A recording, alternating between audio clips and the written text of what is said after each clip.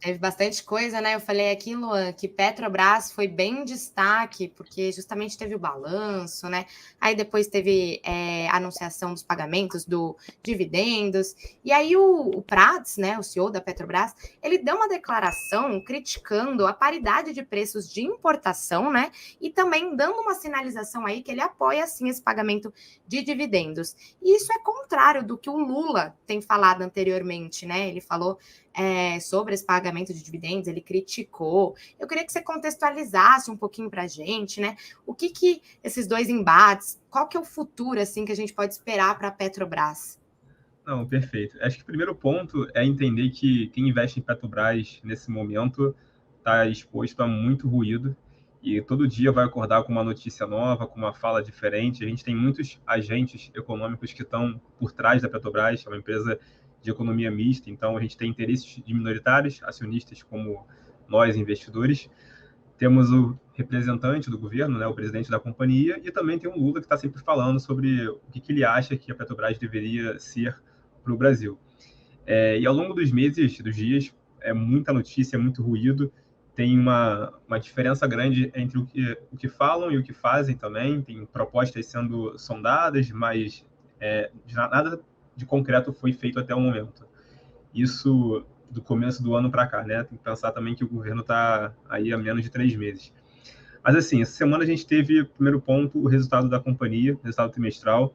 Foi um resultado neutro, na nossa opinião, a gente comentou com nossos assinantes, bem em linha com o que o mercado esperava em termos de rentabilidade. Não foi nenhuma surpresa assim, o balanço da empresa em si, mas foi uma surpresa a companhia ter divulgado um dividendo. Acho que ninguém esperava que, assim, não tinha um consenso formado sobre esse dividendo ainda. Mas também foi um dividendo que foi anunciado, mas com uma condicional de conseguir criar um fundo de estabilização de preços, enfim. Então, a ideia é que a Petrobras ela possa mudar ao longo desse ano a política dela de proventos. E aí, assim, tem um embate sobre isso, e vai ser algo que vai ganhar mais força ao longo dos próximos meses, na minha opinião, se a Petrobras vai pagar como ela vinha pagando ano passado, que era trimestralmente, ela pagava o que ela recebia, o que ela ganhava de lucro, ela pagava praticamente tudo ali em dividendo. Isso deve mudar. Ao mesmo tempo, o Prates, como você mesmo comentou, ele tem indicado que a distribuição de proventos poderia ser uma solução viável para a Petrobras satisfazer um pouco o interesse que o governo tem.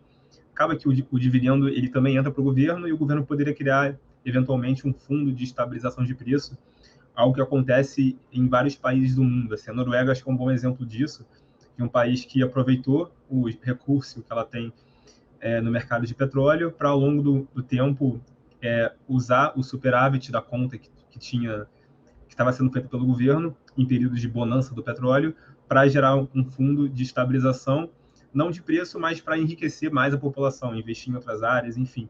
Então, acho que a ideia do governo é fazer algo parecido com a Petrobras nesse momento. Mas, assim, uma proposta que está sendo sondada e parte do Prates essa ideia. Acho que o Lula e a Gleice já vão para uma linha um pouco diferente, talvez pagar o mínimo possível mesmo de dividendos, porque assim acaba soando um pouco mal na mídia a Petrobras pagar muitos dividendos para acionistas, por mais que o governo seja o maior acionista da companhia. Então, talvez o interesse do Lula e da todo o corpo do PT seja um pouco diferente. Mas, assim, tem toda uma discussão um pouco complexa sobre como vai ser implementado isso. No fim, na minha opinião, o caminho mais natural é, de fato, a companhia reduzir a distribuição de proventos. Então, o que houve ano passado de pagar 50% de dividend yield é muito pouco provável que se repita, é pouquíssimo provável. Então, deve pagar próximo do mínimo, então uns 50% de payout esse ano. E tentar atrelar isso, esse dividendo, a um recebimento, a um fundo que poderia reduzir essa oscilação do barril do petróleo para a população. Além disso, foi feito alguns anúncios também um pouco emblemáticos no setor, como uma tarifa de exportação, então algo que também soou mal no mercado das petroleiras, PetroRio, 3R, todas sofreram bastante essa semana. Então, uma tarifa alta ali, acho que é 9%, se eu não me engano, na receita bruta que vai ser exportada em termos de barril de petróleo. Isso por 4 meses, mas algo que a gente não sabe se vai durar 4 meses, pode durar mais tempo também. Propostas acabam... É mais fácil colocar um imposto do que tirar ele depois. Então, a gente não sabe o tempo que vai levar. Pegou bem mal para as companhias de petróleo, e agora esse boato da Petrobras eventualmente mudar a política de paridade também está gerando um ruído adicional na tese de investimento. O cenário da Petrobras hoje é um pouco mais complicado. A companhia ela tem um balanço sólido, está entregando excelentes resultados. Ela parece barata na bolsa quando a gente olha os principais múltiplos, mas os fundamentos pioraram de forma importante, porque o interesse do governo agora não é, de fato, maximizar o retorno do acionista. Está preocupado com outras coisas.